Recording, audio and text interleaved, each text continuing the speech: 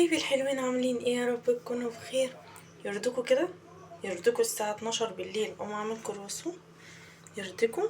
ده اما ولادك يفرضوا عليا رأيهم؟ شفتم؟ الساعة 12 بالليل اعمل عجينة كرواسون؟ مش كده كمان، عملت لهم كمان مشروب سخن اللي هو الايه، الكاكاو. الكاكاو ده يا جماعة احنا جايبينه سايب من عند العطار، قلتله كاكاو للمشروب.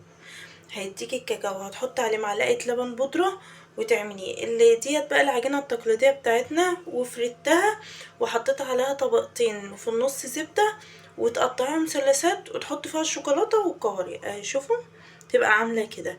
لو عايزين الطريقة كاملة ابقى اعملها فيديو تاني. الطريقة من اولها لاخرها قولولي في الكومنتات.